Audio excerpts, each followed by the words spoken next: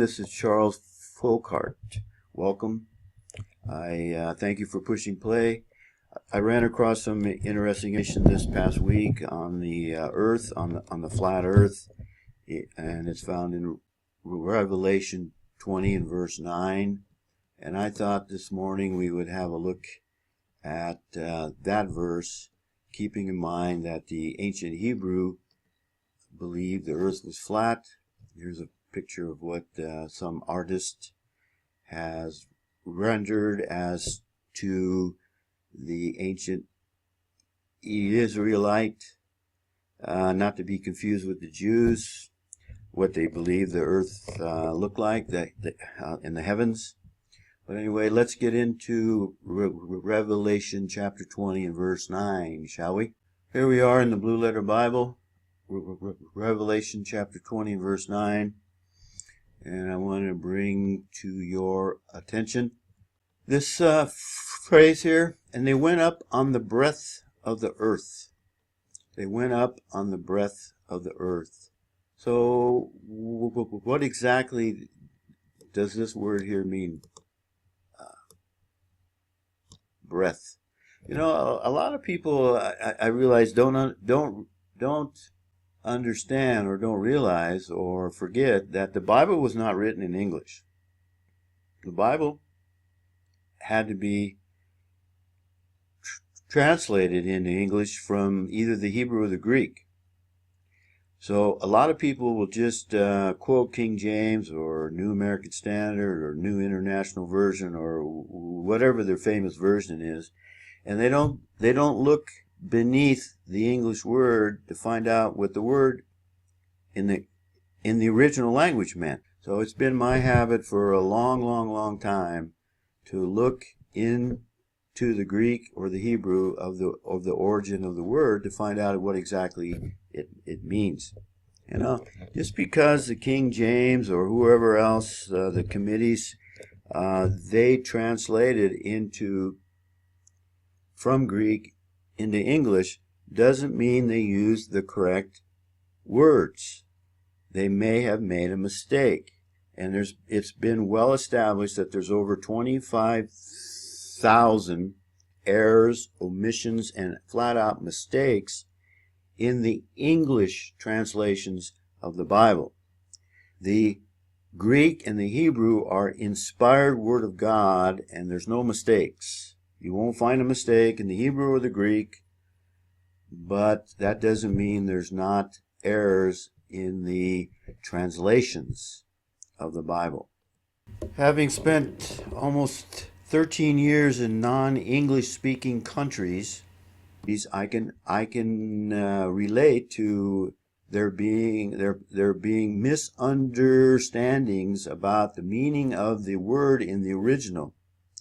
For instance, when you translate from Korean into English or from Arabic into English, depending on the translators, they can make a mistake and use the wrong words, and that leads to many problems. And and I can tell you, I've experienced those.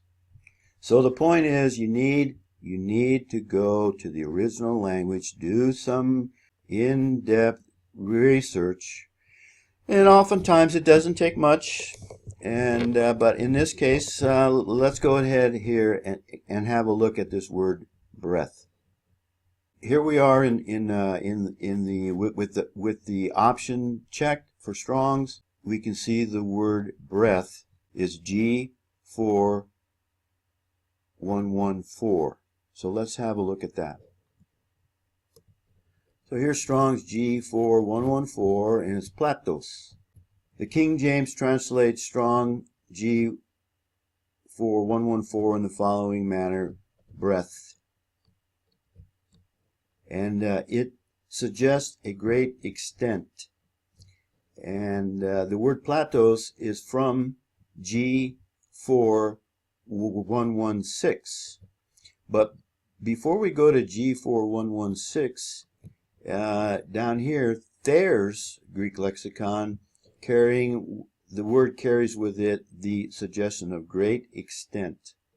let's have a look here at this G4116.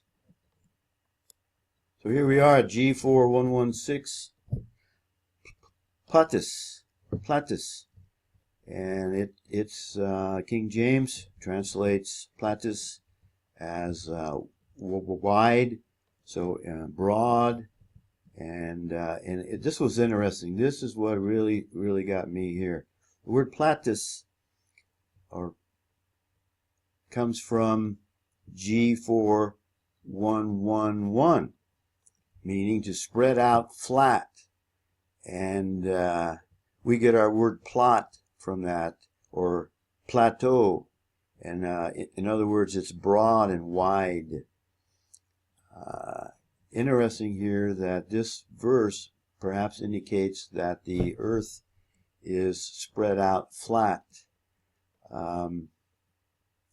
But so let's have a look at G4111, shall we? Here we are at G4111, plateau, and this is important because this is a root word for the other words that we looked at, and its meaning is to form, to mold, and I believe it'll be a verb because it's something you do. It's an action, to form or mold. And here we have plateau, a primary verb, to mold, to shape, or to fabricate. And down here in Thayer's Greek lexicon, to form or mold, probably something from clay or wax. Here we have an example of a form or a mold made of wax, and you put a glob of wax on your paper, your scroll, or the part that you want to seal. Then you use this mold and you squish it, you squash it down, you form the wax with this impress. Here we have another example of a mold and a press. A mold that was pressed into the wax to give this imprint. And you can see how this outer rim is like the Antarctica wall, and then in the interior you have the flat area. That verse in Revelation chapter 20 and verse 9 is quite likely a referral to the flat earth, or the plateau of the earth. Now, doesn't this look like it was an imprint? Look at the outer wall of the outer ice wall of the Antarctica, and the interior, the plateau. Here we have it on the ancient Hebrew conception of the earth. Here we have the ice wall on the outside, and in between we have the flat and level earth, ice wall, of course, holding the oceans in. And I don't know, it just seems to me that's just another little clue, another little indication that the earth is flat and the Bible is a flat earth book. I hope you enjoyed. Hey, this is not original with me. I ran across this information on the internet. I can't remember exactly where I saw this. If I can find it, again, I'll put a link below this video. I appreciate everybody watching. I wish you the best. See ya.